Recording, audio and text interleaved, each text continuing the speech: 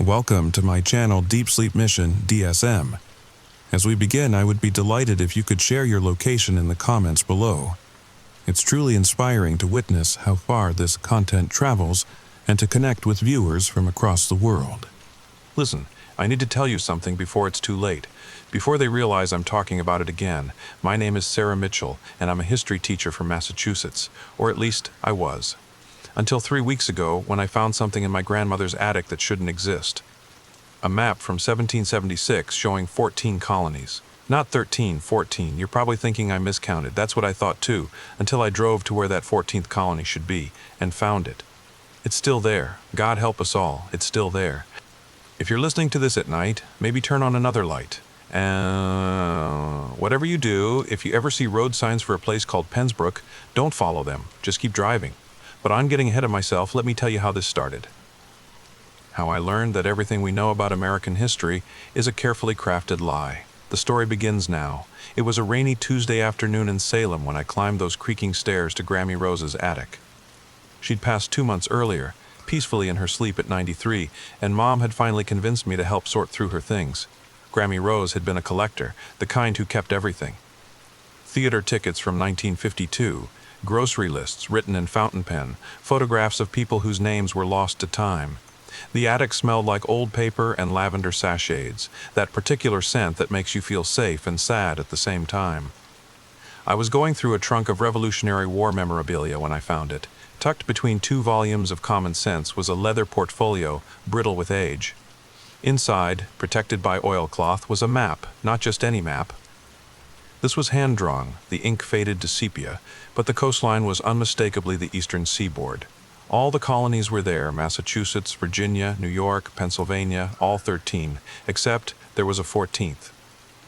Nestled between Pennsylvania and Maryland, marked with the same careful script as the others, was a colony called Pensbrook. Population, according to the tiny notation, 8,000 souls. My hands trembled as I held it up to the dusty light filtering through the attic window. This had to be a mistake, maybe someone's alternate history project, or a piece of fiction Grammy Rose had collected. But then I saw the signature at the bottom, John Hancock, T-A-A-A-A-A, John Hancock, and unless I was very mistaken, that was his actual signature, not a copy. The paper itself felt wrong under my fingertips. Too smooth for something supposedly centuries old, yet brittle in a way that modern reproductions never achieved. When I tilted it toward the light, I could see watermarks, intricate designs that seemed to shift when I wasn't looking directly at them. Colonial-era paper-making techniques, but executed with an impossible precision. I spent the next 3 hours in that attic, searching for any other mention of Pensbrook. I found 2 more references, a letter dated July 1776 discussing trade agreements with our brothers in Pensbrook, and a shipping manifest listing tobacco shipments from Pensbrook Harbor.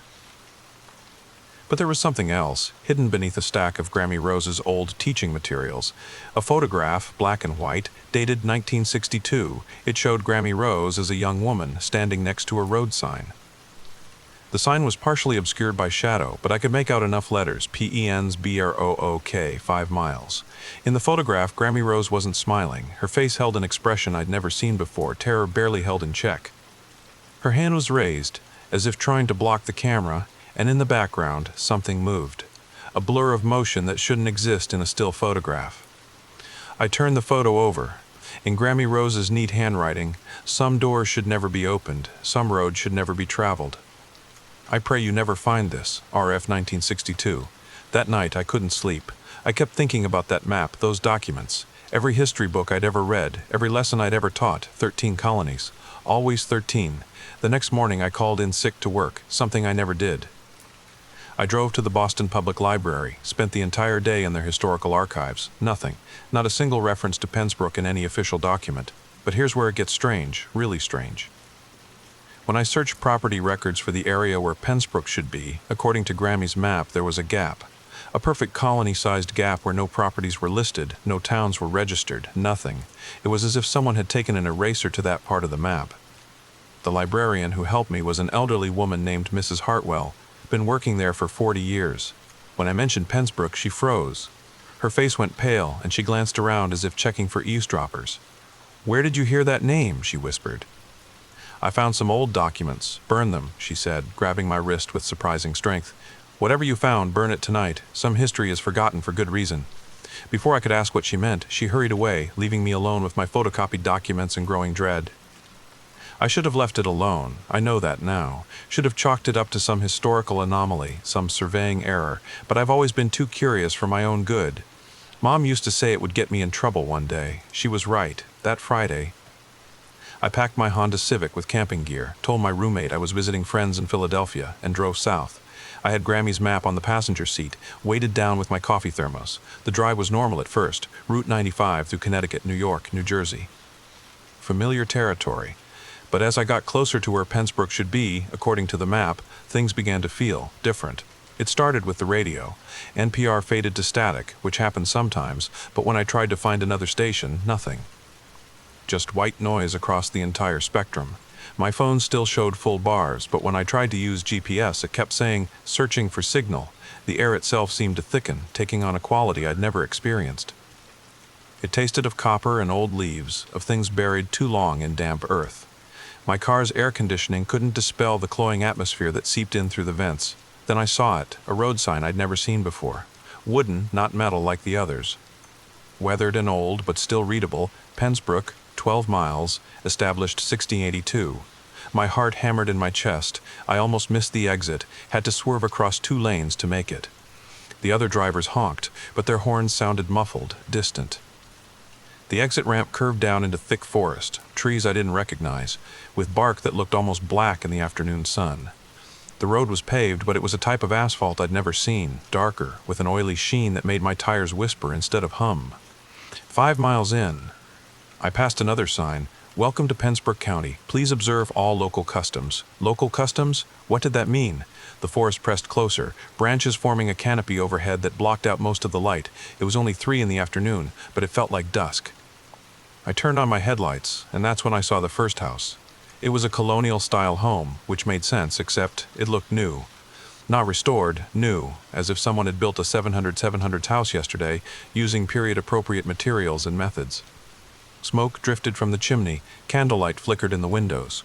No power lines, I realized. No telephone poles. I slowed down, staring. A woman stood in the garden, wearing a long dress and white bonnet, tending to what looked like a vegetable plot.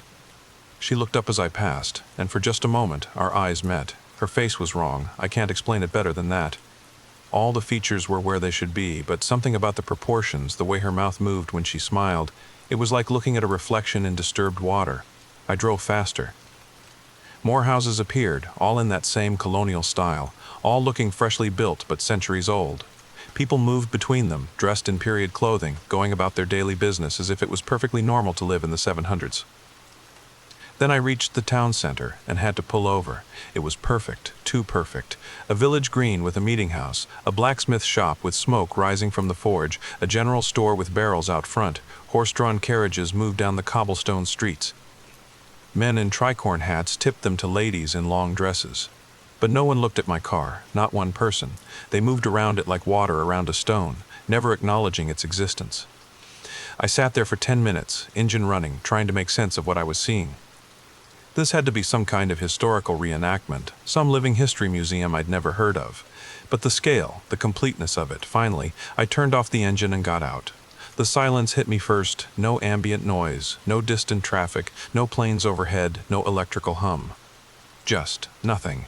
Even my footsteps seemed muted on the cobblestones. I walked toward the general store, my modern clothes feeling suddenly absurd.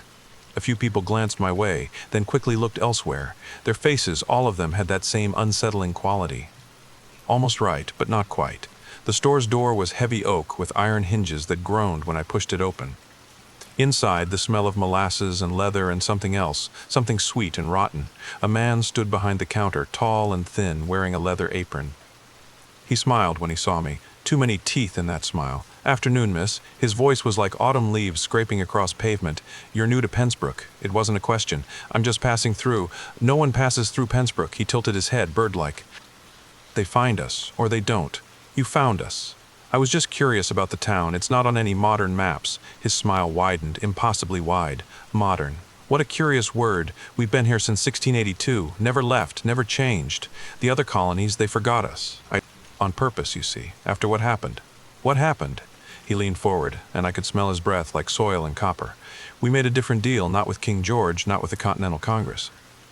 We made our deal with something much older, and in return we got to keep our old ways, forever. A woman entered the store then, carrying a basket. She nodded to the shopkeeper, then looked at me. Her eyes, God, her eyes were like looking into empty houses. "She's asking questions, Thomas." "Aye, Martha, she's curious. They always are, the ones who find the old maps." "Grammy Rose's map," I whispered. Thomas laughed, a sound like breaking glass. "Rose Fletcher? Oh yes, her grandmother was from Pensbrook, left in 1842. We let her go, a kindness, because she was with child. But she took a map. We've been waiting for someone to find it, to come home." "Home?" I backed toward the door. "I should go. The sun sets early in Pensbrook," Martha said, her voice sing-song. "And our roads, they change after dark. You wouldn't want to get lost, would you?" I fumbled for the door handle, pushed it open, stumbled out into the too quiet street. The sun was indeed lower, much lower than it should be for 4 o'clock. I ran to my car, hands shaking as I fumbled with the keys. The engine turned over, thank God, and I drove, fast. Too fast for those narrow streets, but I didn't care. The houses blurred past, faces in windows, watching, always watching. But when I reached the edge of town, where that road should have led back to the highway, it wasn't there. The road just continued. Into more forest, darker forest. I turned around, drove back through town, tried another route. Same thing. Every road led deeper into Pensbrook, never out. The sun was setting now, actually setting, and it was only 4:30 according to my phone. My phone, which still had no signal, showed no GPS, couldn't even tell me the correct time anymore because when I looked again, it said 11:47 p.m. That's when I saw the inn. The Pensbrook Inn sat on the corner of King Street and Colony Way, 3 stories of timber and stone that seemed to lean inward, as if listening to secrets.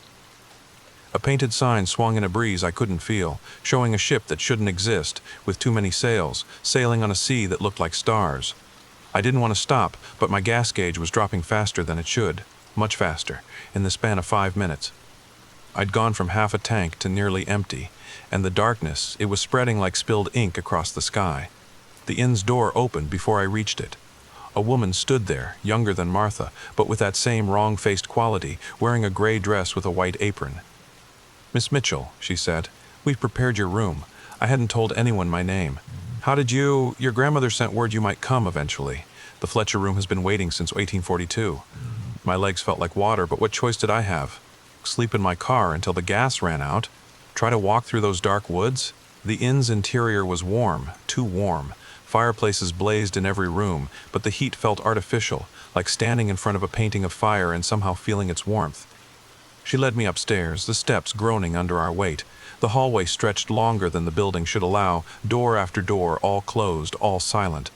We walked for what felt like minutes before reaching the end.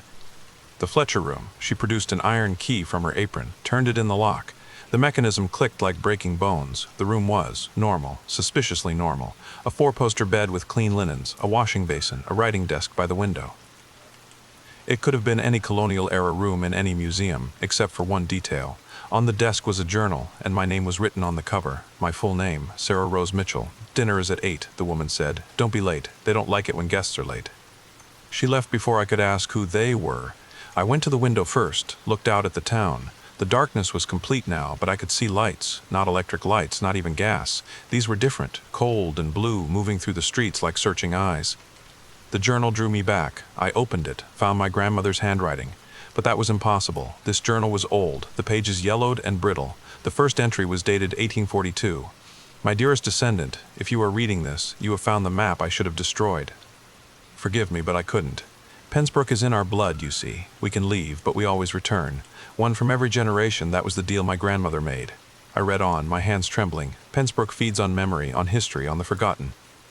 "It exists between, neither here nor there, neither then nor now. The other colonies erased it from history in 1776, when they realized what it had become. But erasure isn't destruction. Pensbrook simply moved sideways into the spaces between moments."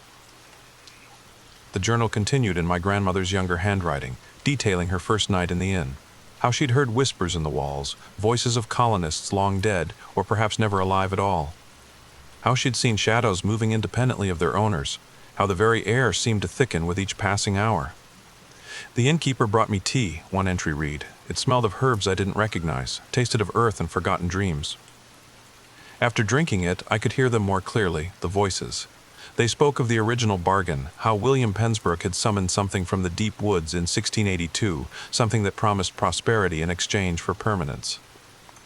The colony would never fail, never be conquered, never change, but permanence, they discovered, was indistinguishable from imprisonment.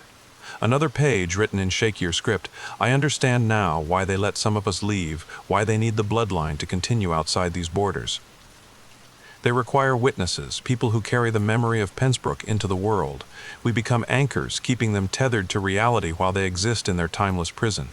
Each generation must provide a sacrifice, not of life, but of freedom. One must stay to maintain the balance. A bell rang somewhere in the inn, deep and resonant. Dinner time. I didn't want to go, but the journal's next line stopped me cold. Whatever you do, don't miss dinner. They get hungry when dinner is missed, and they've been hungry for so long. The dining room was full when I arrived. 20 or 30 people, all in period dress, all with those not quite right faces. They turned as one when I entered, smiled as one. Miss Mitchell, a man at the head of the table, stood.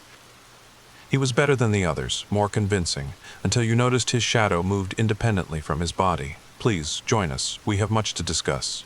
The only empty chair was in the middle of the table. I had no choice but to squeeze past the others to reach it. Each one I passed whispered something, but not in English. Not in any language I recognized. It sounded like wind through empty houses. The food appeared without anyone serving it. Plates of meat I didn't recognize, vegetables that were the wrong colors, bread that steamed without being warm. Everyone ate with enthusiasm, the sound of their chewing somehow too loud, too wet, too wet. I pushed my food around, tried to look like I was eating. You're not hungry, the man at the head observed. His name I somehow knew was William Pensbrook, the founder. Your grandmother had the same problem her first night. My grandmother was here one night in 1842. He laughed. Others joined in, the sound like a music box playing underwater. Time moves differently in Pensbrook, Miss Mitchell. Your grandmother stayed for what you would call 10 years, though only one night passed outside. She learned our ways, our customs, our needs. What do you need? His shadow leaned forward while his body stayed still. To be remembered, to exist. The other colonies tried to forget us, write us out of history, but we made sure one map survived. One map that would call our blood back home. I'm not staying, oh, but you are. You see, the road out only appears when someone new arrives to take your place. And we've been very careful about who finds that map. Only Fletchers, only Mitchells, only our blood. The candles flickered, went out, plunged us into darkness. But I could still see them, all of them, glowing faintly from within like deep sea creatures. Run, someone whispered. A different voice, familiar. Sarah, run now, Grammy Rose. It was Grammy Rose's voice. I bolted from my chair, ran blind through the darkness, found the door by memory, burst through into the hallway. Behind me, that horrible laughter getting closer. I ran through the inn's twisted hallways, doors slamming open behind me, things that weren't quite footsteps following. The building was wrong. I'd turn a corner and find myself back where I started, go upstairs that led down, through doors that opened onto walls. Then I saw her, Grammy Rose, young, maybe 25, standing at the end of a hallway that hadn't been there before. This way, Sarah. Quickly, she led me through a door I hadn't seen, into a room filled with maps.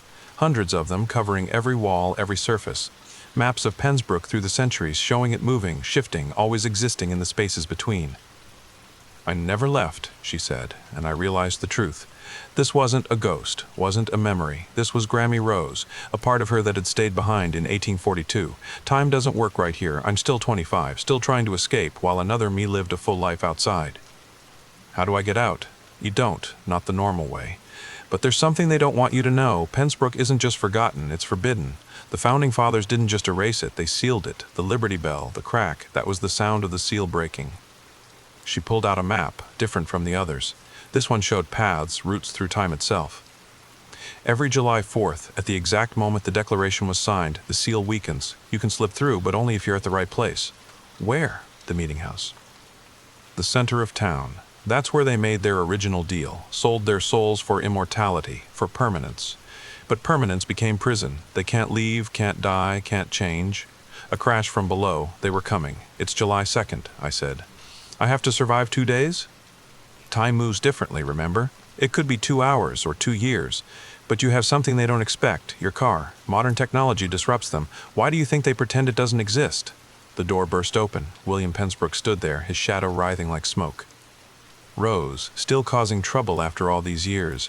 Grammy Rose stepped forward, and I saw her true form, part human, part something else, part of Pensbrook now, forever. Run, Sarah, drive, don't stop, no matter what you see. I ran, Pensbrook reaching for me, his hand passing through Grammy Rose as she held him back. Down the stairs, through the dining room where the others sat frozen, watching, always watching. My car was still there, engine still running somehow. I'd never turned it off. I jumped in, slammed it into drive, floored it. The town exploded into motion, people, things that looked like people, pouring from every building. They moved wrong, too fast, joints bending in impossible directions. They reached for the car, hands passing through metal like water, but never quite catching hold.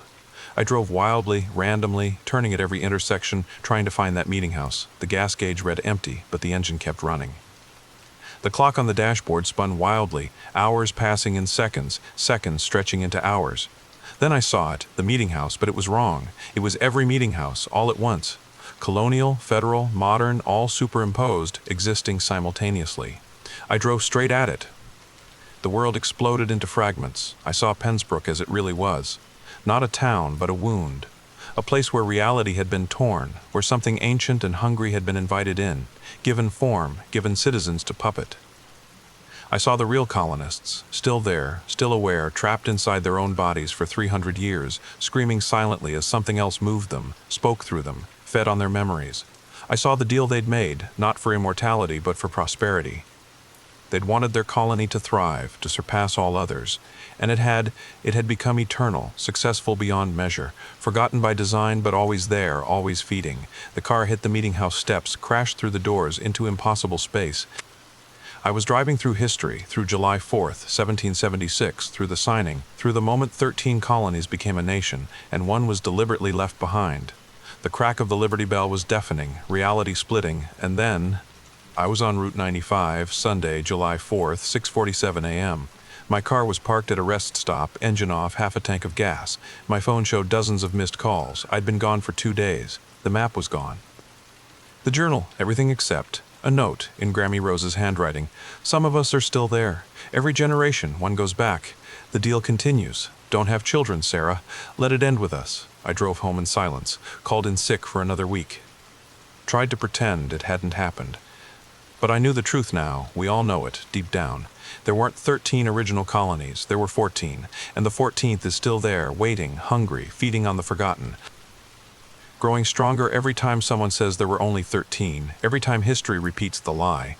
I teach differently now. I can't help it. When I get to the Revolutionary War unit, I pause. The students think I'm being dramatic, but I'm listening. Listening for that whisper, that voice that says, remember Pensbrook. Because if we forget completely, if every map is destroyed, every memory erased, then the seal breaks permanently. And Pensbrook won't be content to exist in the shadows anymore. They'll come for the other colonies. The ones that betrayed them, forgot them, starting with the descendants of those who signed their erasure. My grandmother was wrong about one thing, though. It doesn't end with me. I found out last week. I'm pregnant. And I know, deep in my bones, that one day my child will find a map, an old map, tucked away in an attic, and the cycle will begin again. But maybe that's how it has to be. Maybe someone needs to check, to make sure the seal holds, to make sure Pensbrook stays forgotten. Or maybe that's just what they want me to think. If you're still listening, check your attic, your grandmother's things, your old family documents. Look for maps from before 1776, count the colonies. And if you find 14, if you see the name Pensbrook, burn it immediately. Unless, of course, you're one of us, one of the bloodlines, in which case you'll be visiting soon, whether you want to or not. The road to Pensbrook only appears for those it calls, sweet dreams, and remember, history is written by the victors, but the forgotten never stop trying to be remembered. Tell me, how many colonies do you think there were? Comment below if you dare, and subscribe, because I'll be sharing more maps soon, more places that shouldn't exist, but do, they always do, they always do. Story number 2. The coffee mug slipped from my hand and shattered on the kitchen floor. Not because I was clumsy, but because standing in my doorway, holding my roommate Jake's hand, was Sarah Chen. My Sarah. The same Sarah who died in my arms 3 years ago after that accident on Highway 10-1. The same dimple on her left cheek when she smiled. The same way she tucked her hair behind her ear when she was nervous. The same laugh that used to make my worst days better, but she looked at me like a complete stranger. Oh my God, I'm so sorry, I stammered, dropping to collect the broken pieces. You look exactly like someone I used to know, she laughed.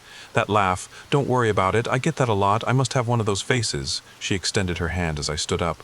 "I'm Sarah, by the way. Jake's told me so much about you, Marcus." Her hand was warm, real, alive. How do you shake hands with a ghost? If you're listening to this at night, maybe check that your doors are locked. Because what I'm about to tell you will make you question everything you think you know about death, about memory, and about the people sleeping in the room next to yours. The story begins now. Living in downtown Portland had its perks. The apartment Jake and I shared on Northwest 23rd Street was perfect. Exposed brick walls, huge windows overlooking the city, and just a 10-minute walk from Powell's Books where I worked. We'd been roommates for 2 years, and honestly, Jake was the best roommate I'd ever had. Clean, quiet, paid rent on time. We weren't best friends, but we got along well enough. That Tuesday evening changed everything. I was making dinner, nothing fancy, just pasta with marinara, when I heard Jake's key in the lock. "Hey Marcus," he called out, "I want you to meet someone special." I turned from the stove, ready with my usual friendly roommate smile, and that's when my world tilted sideways. Sarah stood there in our doorway. Not someone who looked like Sarah. Not Sarah's twin or cousin or doppelganger. It was her. Every detail was perfect, too perfect, too perfect. The small scar above her right eyebrow from when she fell off her bike at age 7. The way she stood with her weight slightly on her left foot. The constellation of freckles on her nose that I used to trace with my finger. "Marcus?" Jake's voice seemed to come from very far away. "You okay, buddy?" The broken mug, the coffee spreading across the floor, my hands shaking as I grabbed paper towels. "Yeah, sorry, just butterfingers today." I forced myself to look at her again. "Nice to meet you, Sarah." She helped me clean up the mess, and that made it worse somehow. The way she moved was exactly right. The way she hummed under her breath while wiping the floor. It was the same tuneless melody Sarah always hummed when she was focused on something. "So how long have you two been?" I gestured vaguely between them. "About 3 weeks," Jake beamed, putting his arm around her. "We met at that new coffee shop on Burnside, Stumptown. She was reading Murakami, and I just had to talk to her." Norwegian Wood. Sarah's favorite book. She'd read it to me during our road trip to Crater Lake, right before. That's great," I managed. "Really great." They settled onto the couch while I finished cooking, Jake telling the story of how he'd nearly spilled his coffee trying to impress her. Sarah laughed at all the right moments, but her eyes, something was off about her eyes. They moved around our apartment like she was cataloging everything, memorizing it. During dinner, I couldn't stop staring. Every mannerism, every gesture, every word was perfectly Sarah, but also wasn't. Like someone had studied hours of footage and learned to imitate her flawlessly. But there were these tiny gaps, microseconds where her expression would go completely blank before snapping back to normal. "Marcus works at Powell's," Jake was saying, "in the rare book section." "Oh, I love old books," Sarah said, and my fork froze halfway to my mouth. "There's something about the smell of old paper, like vanilla and almonds, the exact words." The exact words Sarah had said on our first date 4 years ago. "Do you? Have you ever been to Portland before?" I asked carefully. She tilted her head. That familiar gesture that used to mean she was thinking, "You know, it's strange. Sometimes I feel like I have, but I can't remember when. I moved here from Seattle 2 months ago for work. What do you do?"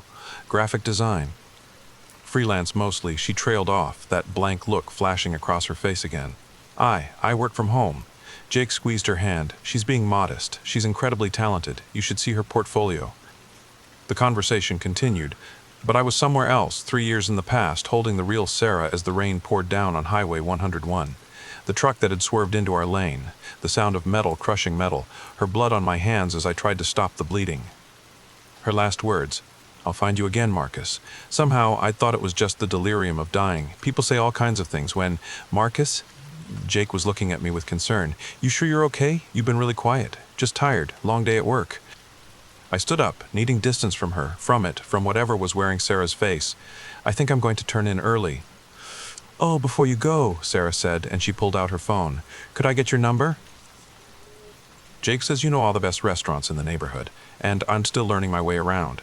I watched my hands type my number into her phone like they belonged to someone else.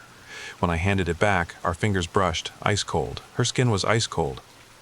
But she didn't seem to notice my flinch, just smiled that perfect Sarah smile and said, "Thanks, Marcus. It was really nice meeting you. I locked my bedroom door that night."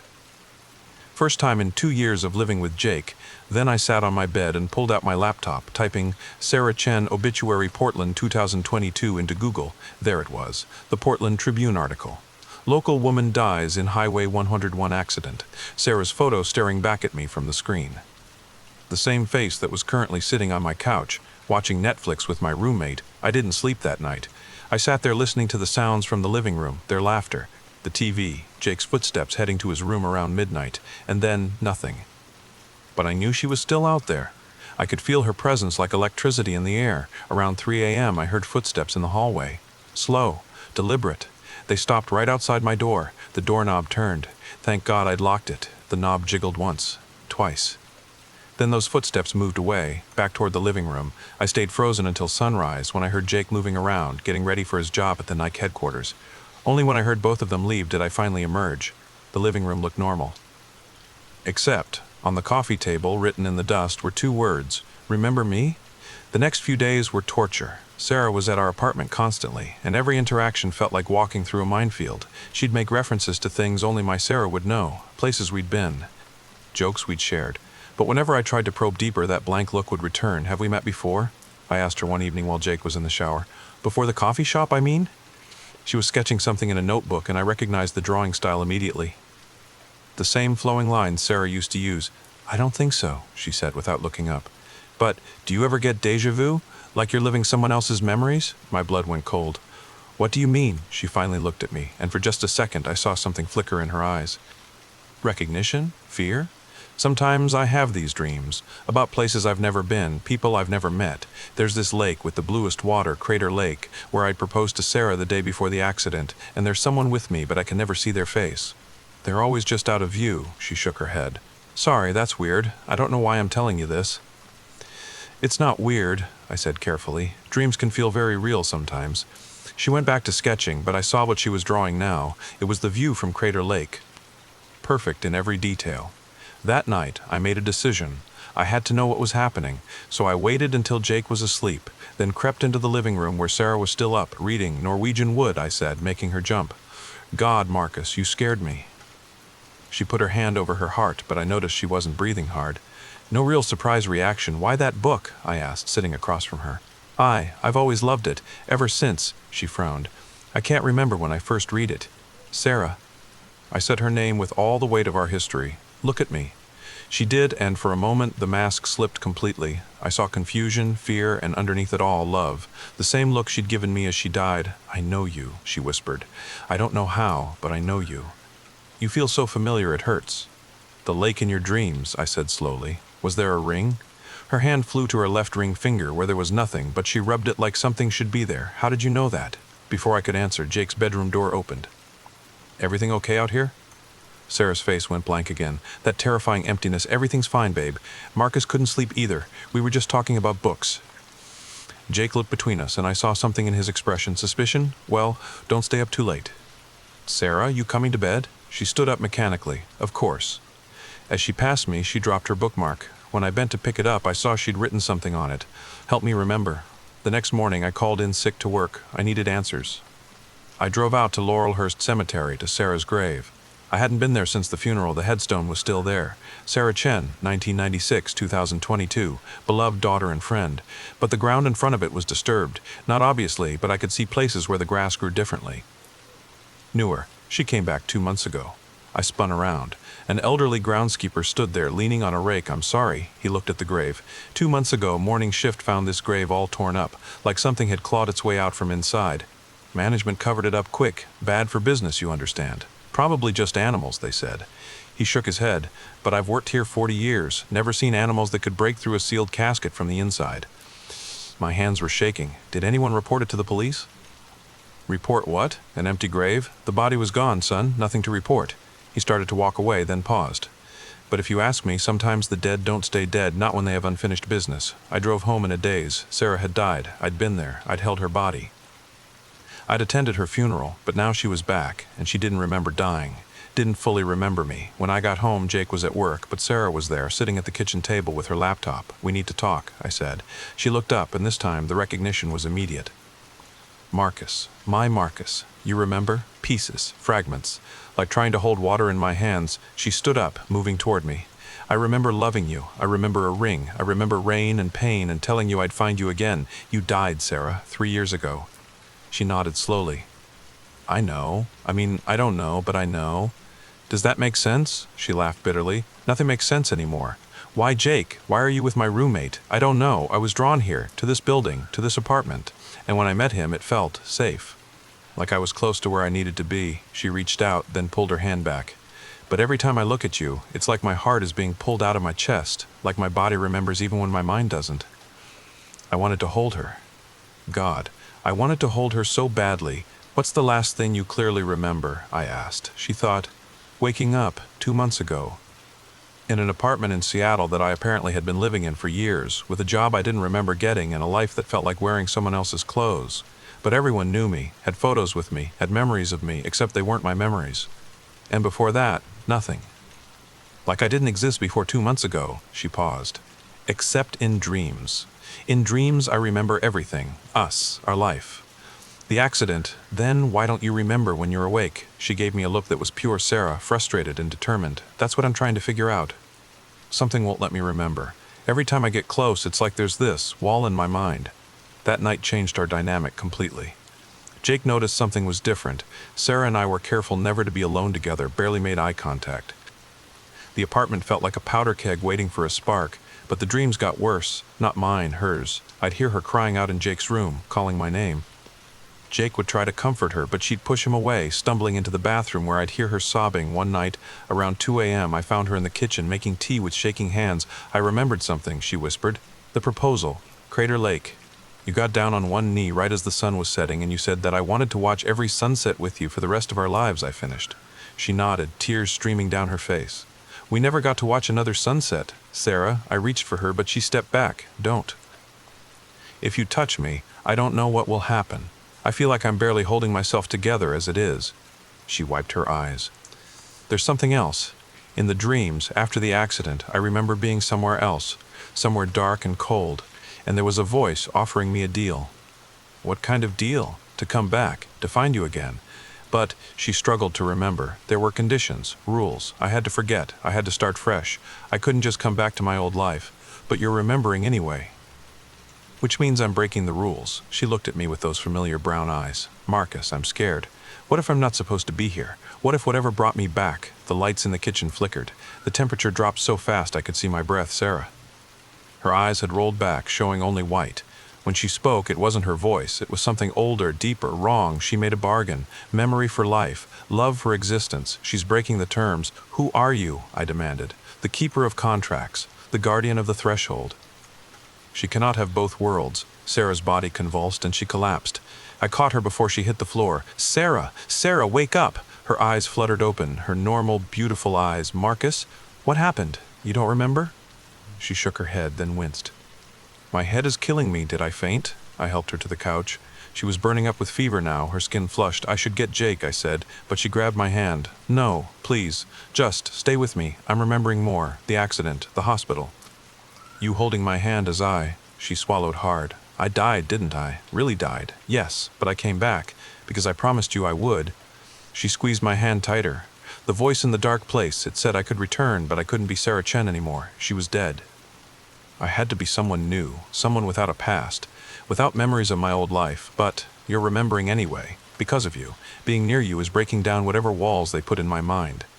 She looked at me urgently. Marcus, I think something bad is going to happen. I can feel it. Like something's coming for me. The temperature dropped again. This time, the shadows in the room seemed to deepen, reaching toward us. Jake's door opened. What's going on? I heard voices. He stopped when he saw us on the couch, holding hands. Jake, Sarah said, standing up. I'm so sorry. I haven't been honest with you. What are you talking about? He looked between us, confusion and hurt mixing on his face. I knew Marcus before. We were engaged 3 years ago. Jake's face went through several emotions, confusion, anger, betrayal. What? But you said you'd never been to Portland before. I know what I said. Sarah pressed her palms to her temples. I couldn't remember. But being here, being near him, it's all coming back. You're engaged. Jake looked at me, and I saw real pain in his eyes. To my roommate's fiancée? What kind of sick joke? She died, Jake, I said quietly, 3 years ago, in a car accident. I was there. I held her as she died. Jake laughed bitterly. Right, she died. But here she is, very much alive. The lights went out completely. In the darkness, I heard that voice again, not coming from Sarah this time, but from everywhere and nowhere. The contract is broken. The payment is due. When the lights flickered back on, Sarah was on her knees, clutching her chest. I can't breathe. She looked at me with terrified eyes. "Marcus, I'm sorry. I'm so sorry. I just wanted to come back to you." Her skin was growing pale, almost translucent. I could see through her to the wall behind. "No!" I grabbed her, trying to hold her solid, real. "You can't take her." "She came back. She found me. She broke the rules." The voice echoed through the apartment. "Memory or life, not both. Choose, choose." I looked at Sarah, who was fading more with each second. "What do you mean, choose?" "She can stay, but she will never remember, never know who you are, never recall your love. Or she can remember everything and return to the dark." Sarah grabbed my face with her translucent hands. "Let me go, Marcus. It's okay. At least I got to remember. At least I got to see you again. No. There has to be another way." Jake was backed against the wall, staring in horror at the scene unfolding. "Choose quickly," the voice commanded, "or lose her entirely." Time seemed to stop. Sarah was barely visible now, just an outline of the woman I loved. Jake was frozen against the wall, his mouth open in a silent scream. And I stood there, holding on to whatever was left of her, facing an impossible choice. Let her stay but never remember me, or let her go forever. "Wait," I said to the darkness. "You said she made a bargain." "What exactly were the terms?" The voice seemed surprised by my question. "Memory for life. She could return, but without her past." "But she's not the one breaking the contract," I said, my mind racing. "You are." Silence. She held up her end. "She came back without memories." "It's not her fault," she started remembering. "That's your failure, not hers. Your magic, or whatever this is, it wasn't strong enough to hold." Sarah solidified slightly in my arms, looking at me with wonder. "Clever," the voice admitted. "But irrelevant." "The contract states, the contract is void if you couldn't uphold your end," I interrupted. "That's how contracts work. Both parties have obligations. She gave up her memories. You gave her life. But you failed to keep her memories suppressed. That's breach of contract on your part." The temperature in the room fluctuated wildly. The shadows writhed. "You dare lecture me on contracts? I dare protect the woman I love," I shot back. "She died reaching for life, reaching for me, and she earned her second chance. You have no right to take it away because your spell or curse or whatever wasn't strong enough to withstand true love." Jake finally found his voice. "What the hell is happening?" But I didn't look away from the darkness that seemed to be coalescing in the corner of the room. "True love," the voice mused, and now it sounded almost amused. How terribly human, how wonderfully naive, maybe. But it brought her back, didn't it? And it's breaking your hold on her. So maybe it's more powerful than you thought. Sarah was solid again, warm in my arms. She stood up, facing the darkness with me. "I choose both," she said firmly. "I choose life and memory. I choose to remember Marcus, remember our love, remember everything, and I choose to stay. I already paid the price. I died. I spent 3 years in your dark place. The debt is paid." "That's not how it works." "That's exactly how it works," Sarah said, and I heard steel in her voice. "I died. I was at peace. But you offered me a deal, and I took it. I gave up everything, my identity, my past, my memories to come back. But love is stronger than your rules. It always has been." The darkness seemed to pulse, considering. Jake stepped forward, still looking shell-shocked but finding his courage. "Look, I don't understand any of this." "But if she died and came back, then she's been through enough. Let her stay. Please." I felt something shift in the room. The oppressive presence was withdrawing. "Very well," the voice said finally. "The contract is amended. She may stay. She may remember. But there is still a price." "What price?" I asked warily. "She exists between worlds now, neither fully living nor dead. She will age slower, heal faster, and she will see things others cannot, the thin places where worlds meet, the others who have made bargains. The creatures that move in shadows. This is her burden now." Sarah squeezed my hand. "I can live with that." "Then it is done." The darkness dissipated like smoke. The temperature returned to normal. The apartment looked exactly as it had before, except Sarah was different. Still beautiful, still her, but there was something otherworldly in her eyes now. A depth that hadn't been there before. Jake sank onto the couch. "Can someone please explain what just happened, in terms that make sense?" Sarah sat beside him. "Jake, I'm so sorry. I never meant to hurt you. When I came back, I didn't remember anything. I was drawn to this apartment, to you, but it was because you were connected to Marcus. My soul was trying to find its way home." "So you really died?" Jake asked. "And came back?" "Yes." "And you and Marcus were engaged?" "Yes." Jake looked at me. "Why didn't you say anything? Would you have believed me?" "Hi, Jake, your new girlfriend is my dead fiancé." He laughed shakily. "Point taken." He looked at Sarah. "So what happens now?" Sarah looked at me, and I saw all our history in her eyes. The love, the loss, the impossible return. Now, she said softly, I get to watch sunsets with Marcus again, like we promised. Jake stood up. I'm going to need a lot of time to process this, and probably therapy, definitely therapy. He headed for his room, then paused. For what it's worth, I'm glad you found each other again, even if it's the weirdest thing I've ever been part of. When we were alone, Sarah finally let me hold her. She was solid, warm, real. I remembered everything the moment I saw you, she whispered. But every time I tried to say something, tried to reach out, it was like my mouth wouldn't work. Like something was controlling me. It's over now, I said, breathing in the scent of her hair. Still vanilla and cinnamon, just like before. Is it? She pulled back to look at me. I'm not the same, Marcus. I can feel it. I'm something else now. Something in between. I don't care. You're here. You're you. That's all that matters. She kissed me then, and it was like coming home after a long, cold journey. But when we pulled apart, I saw her looking at something over my shoulder. Marcus, we're not alone. I turned. There was nothing there. What do you see? Someone else who came back, she said quietly. They're everywhere in the city. People who died and made bargains. People who couldn't let go, she shivered. I can see them all now. This was our new reality. Sarah was back, but she was changed. She could see the hidden world, the spaces between life and death. That was 6 months ago. We got married again last month. Small ceremony at Crater Lake, where it all began.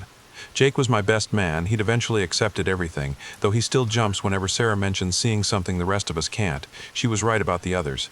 Portland is full of them, people who made bargains, who came back different. Sarah helps them sometimes, the newly returned who don't understand what's happened to them. She's become something of a guide for the in-between. We Estes. But late at night, when the shadows grow long and the world feels thin, I wonder about the price we really paid. Sarah says she's happy, that being different is worth being together. But sometimes I catch her staring at nothing, watching things I can't see, and there's a loneliness in her eyes that breaks my heart. She's with me, but she's also somewhere else, forever caught between two worlds. Last night she woke up gasping, grabbing my arm. What's wrong? I asked. I saw how it ends, she whispered. Not now, not soon, but eventually. When you die, really die, you won't be able to come back like I did. The door only opens once for each soul. Then we'll make the most of the time we have, I said. She nodded. But I saw the truth in her otherworldly eyes. She'll outlive me, maybe by decades, maybe by centuries. That's the real price of her return. But as I hold her now, feeling her heartbeat against mine, I know we'd both make the same choice again. Love is worth any price, even if it means one day she'll be the one holding me as I fade, knowing she'll have to let me go, knowing she can't follow where I'm going, not this time. So if you're lying in bed right now, listening to this, wondering if it's just a story, pay attention to the shadows in your room, to the spaces that seem a little too dark, to the feeling that you're not quite alone, because Sarah tells me they're everywhere, the returned, walking among us, loving us, trying to remember what it felt like to be fully alive. Maybe you know one, maybe you love one, maybe you are one, and you just don't remember sweet dreams.